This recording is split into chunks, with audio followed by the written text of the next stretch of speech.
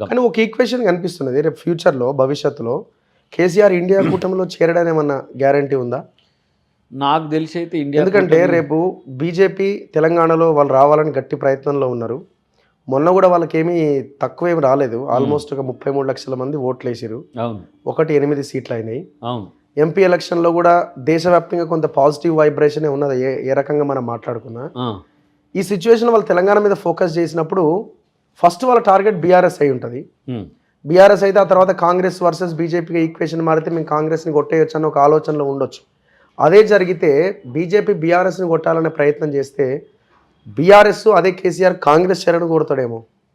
మీ కాంగ్రెస్కి కూడా అప్పుడు అరే కేసీఆర్ కంటే కూడా బీజేపీ మాకు ఎక్కువగా వాళ్ళ చేత మనం దెబ్బతినే అవకాశం ఉంటుంది, కేసీఆర్ మనకు అపోజిట్గా ఉంటేనే ఈజీ అన్న ఒక ఆలోచనకు వస్తే కేసీఆర్ని మీరు దగ్గర తీసుకునే అవకాశం ఉండొచ్చు కదా.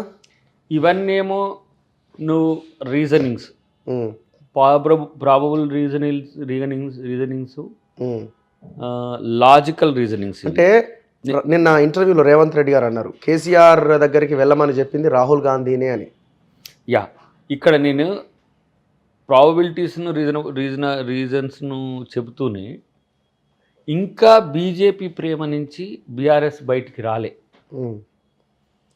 క్షేత్రంలో వాళ్ళ లక్ష్యం కాంగ్రెస్ అయినప్పుడు వాళ్ళ అంటే బీజేపీ బీఆర్ఎస్ లక్ష్యం కాంగ్రెస్ అయినప్పుడు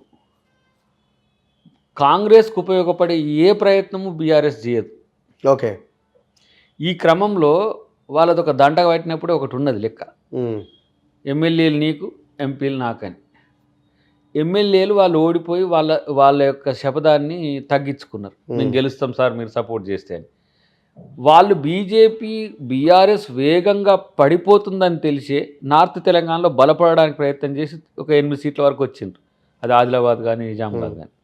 అంటే ఏంది ఇక్కడ బీఆర్ఎస్ గెలిస్తే ఎవరెవరు మనమనే చేసుకోవాలిరా బాబు అని చెప్పుకుంటున్నాయి కదా. ఇప్పుడు ఆర్మూర్ కానీ లేకపోతే మీకు నార్త్ తెలంగాణలో వచ్చిన 4-5 సీట్లు కూడా మేము గెలిచే దగ్గర మమ్మల్ని నష్టపోయి వాళ్ళు గెలిచిండ్రు.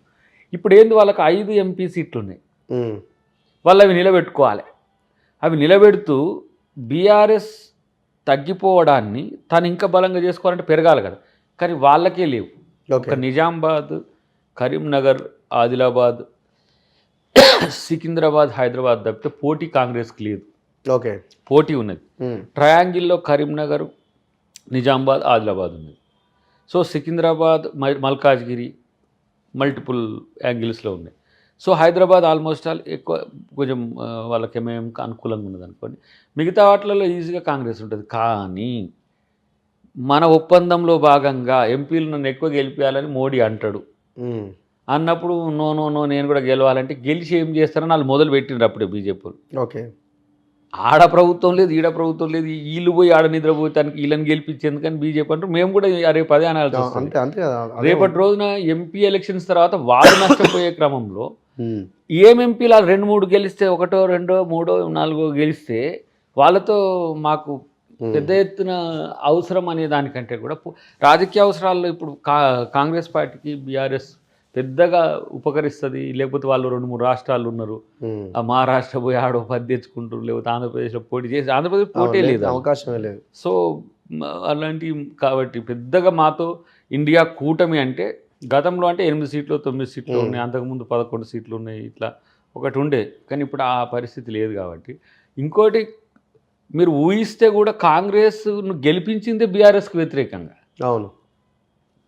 సో కలవమని చెప్పింది ఏంది, మనం ప్రేమను పంచుదాం, వాళ్ళు విద్వేషాలు పెంచింది.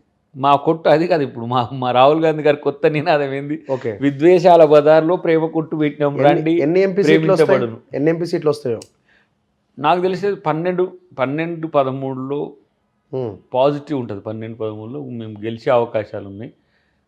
లక్ష్యం కూడా అది పెట్టుకున్నాం. బీజేపీ వర్సెస్ కాంగ్రెస్ ఉంటుందా? కొన్ని చోట్ల బీజేపీ, కొన్ని చోట్ల బీఆర్ఎస్. కానీ ఎవరు అఫెన్సివ్గా అక్కడ ఇవ్వలేరు. ఈ నేను చెప్పిన 3-4 వీటిలనే ట్రయాంగిల్, కీన్, మల్టిపుల్ ఈ అంశాలు ఉంటాయనేది ఒక అంచనా అయితే ఉంది పార్టీ. చూద్దాం. Thank you very much Dayakar గారు. Thank you. సో ఇది అద్దంకి దయాకర్ గారితో ఒక చిన్న ముచ్చట.